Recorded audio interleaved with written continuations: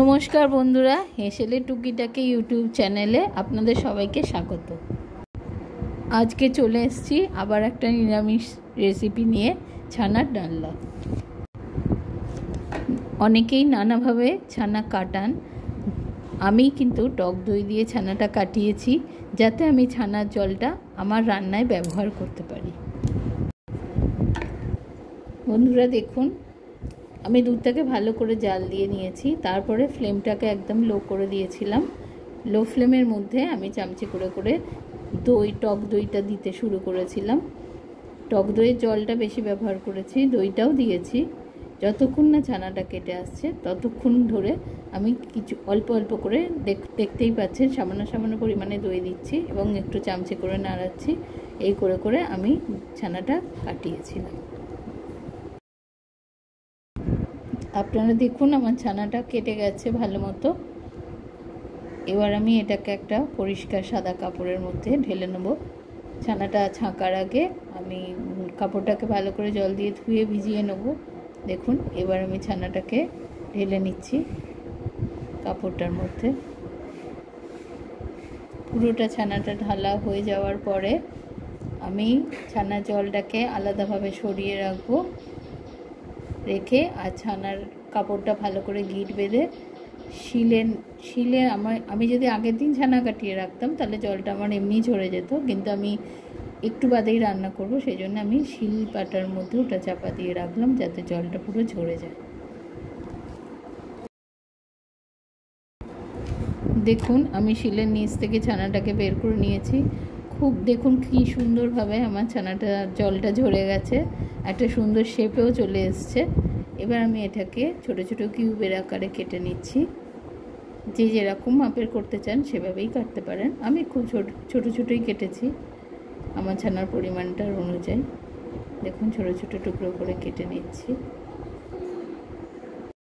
দেখুন, ছানা ছোট ছোট টুকরো করে কেটে নিয়েছি। এবারে আমি কড়াইতে সাদা তেল দেব। দেখুন, সাদা তেল দিয়ে দিয়েছি কড়াইয়ের মধ্যে। তেলটা গরম হলে আমি ছানার কিউবগুলো ভাজবো। দেখুন, আমি পনিরগুলোকে ভাজছি। পনিরগুলো একটু ভালো করে ভাজা হয়ে গেলে আমি একটা পাত্রে পনিরগুলোকে তুলছি।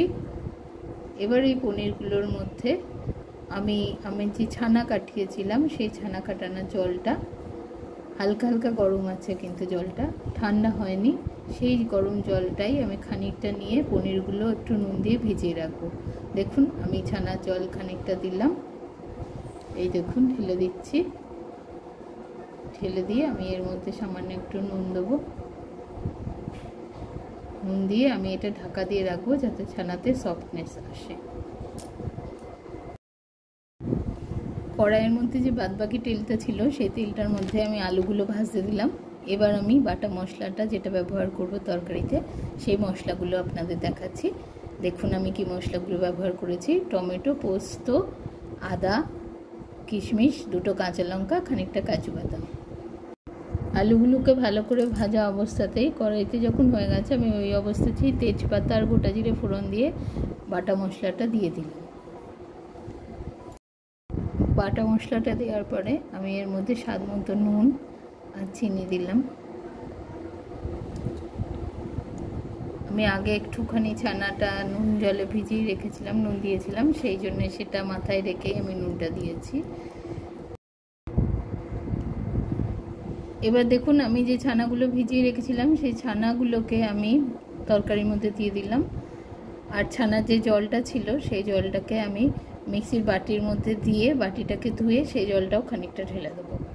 দেখুন, সেই জলটা আমি ভালো করে বাটিটা ধুয়ে ঢেলে দিলাম। আমার কাছে আরও অবশিষ্ট খানিকটা ছানার জল আছে, সেটা আমি আবার পরবর্তী সময় ব্যবহার করব। দেখুন, আমি তরকারিটার মধ্যে একটুখানি ফুটে উঠলে তারপর আমি একটু ঢাকা দিয়ে দিলাম। ঢাকাটা দিয়ে আমি ফ্লেমটাকে লো করে দিয়েছিলাম। এবার আমি ঢাকাটা খুলেছি। ঢাকাটা খোলার পরে আমি এতে একটু গরম মশলা দিলাম, একটুখানি জিরে গুঁড়ো দিয়েছি, আর একটু লঙ্কার গুঁড়ো দিয়েছি। টেস্ট অনুযায়ী আপনারা দিলেও পারেন, নাও দিতে পারেন, কিন্তু আমি একটু দিয়েছি। তরকারিটা ফুটে উঠলে আমার যেই জলটা একটু কমে গেছে, আমি দেখলাম আমার আলুগুলো আর একটু সেদ্ধ হতে বাকি আছে, তাই আমি ওখানে আবার আর একটু ছানার জল ব্যবহার করলাম। আপনারা দেখুন, পুরো তরকারিটার মধ্যে আমি শুধু ছানার জলই ব্যবহার করেছি, অন্য কোনো জল দিইনি।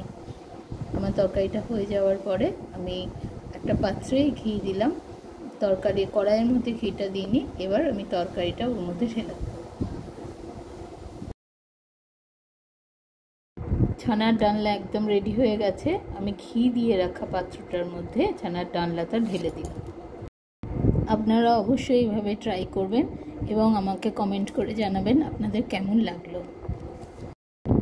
আরও নতুন নতুন রেসিপি পেতে চ্যানেলটি সাবস্ক্রাইব করতে ভুলবেন না। ধন্যবাদ বন্ধুরা। Very good.